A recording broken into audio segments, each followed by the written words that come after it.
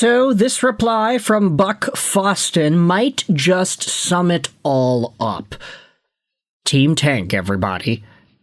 Now, that is not dismissing the serious nature of the Vancouver Canucks news today, as earlier this morning, GM Patrick Allvin announced that goaltender Kevin Lankinen will not travel with the Vancouver Canucks due to personal reasons, and that Jiri Patera has been recalled from the Abbotsford Canucks under emergency conditions. Now, first things first, we do have to say the absolute necessary in a situation like this, that when it comes to a guy like Kevin Lankinen, of course, the human being comes first.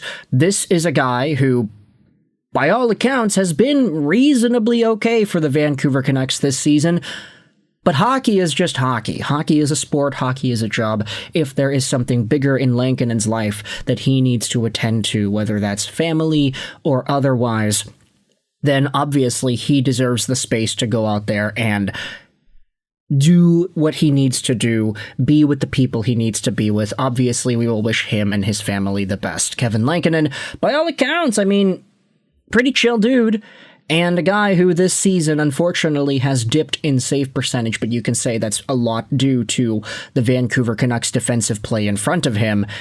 He is Vancouver's veteran netminder at this point, with Thatcher Demko out via injury. Although it was announced that Demko will be traveling with the team on this road trip, which I don't know if that's going to be because they plan to play him and force him back, or because he's just traveling for the vibes. Either way, Lankinen is taking a leave of absence here. He'll leave for personal reasons, and we just gotta hope that he's doing all right. I do find it kind of interesting, though, that this was on November 25th, 2025. Might I remind you, there was a very particular leave of absence that a Vancouver Canucks player took at this point almost exactly 1 year ago. And we've got that tweet also posted up here on Google Chrome. Last year, on November 19th, 2024, you had JT Miller taking an indefinite leave for personal reasons. And this, of course, can be seen as, okay, Lego, why are you comparing the situations? They obviously are not the same. And I'm not going to say that they are the same. I'm just saying that it was interesting because a year ago, there was another Canuck that ended up taking a leave.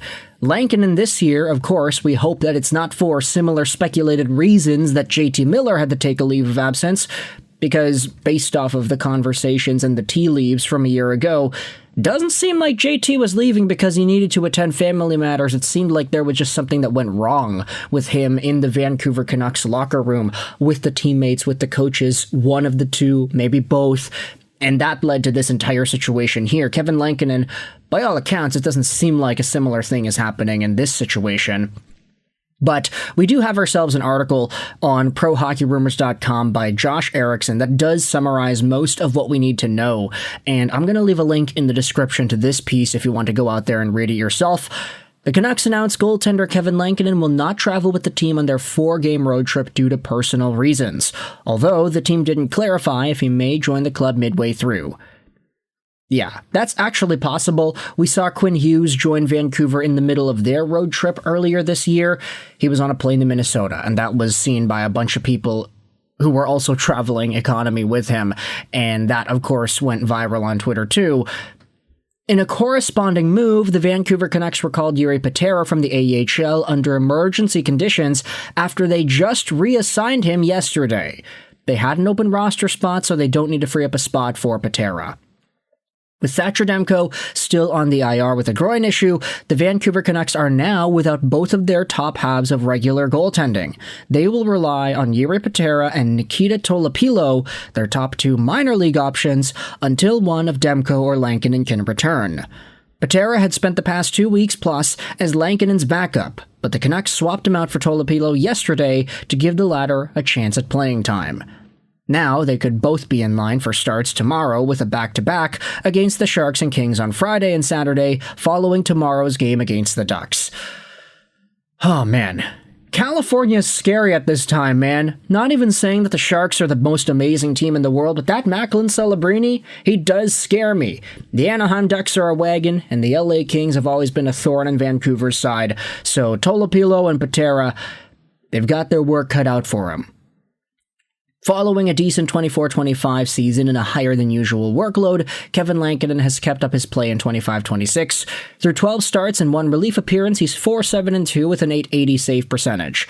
Those aren't inspiring numbers at face value, especially since his goals against has spiked from a 2.62 to a 3.63. He's literally at 1 more goal against per game this year. A deeper look reveals Lankinen has had to contend with some of the league's worst defensive support in front of him. Among the 40 goaltenders with at least 9 appearances this season, Lankinen's expected goals against average of 3.65 ranks second highest behind only Jeremy Swayman's 3.68.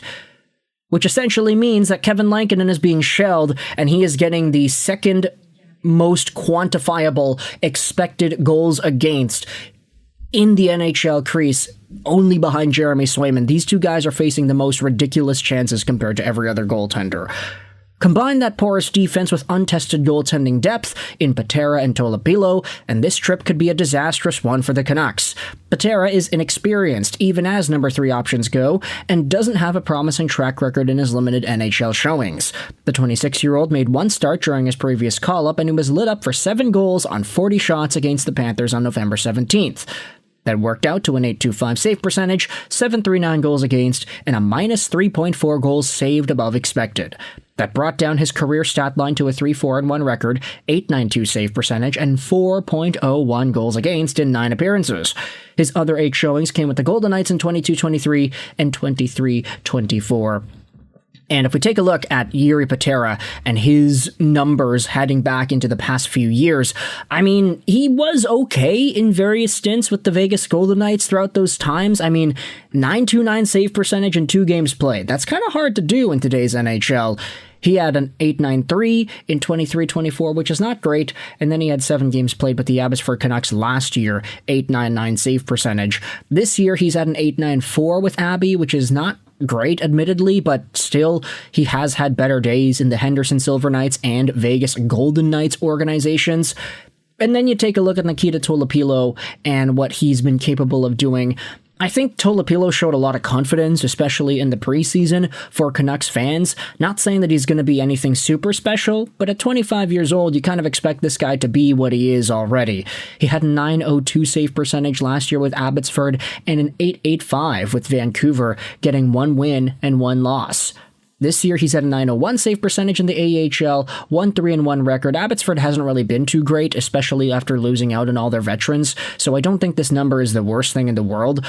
335 goals against, but a .901 save percentage. That's a reasonably okay save percentage, but an unredeemably high goals against, which just shows that, hey, Abbotsford is leaking chances over and over again, that Tolopilo can make all the saves he needs to, but he can still let in a few because that's just how the game goes. You only have 60 minutes in a game after all.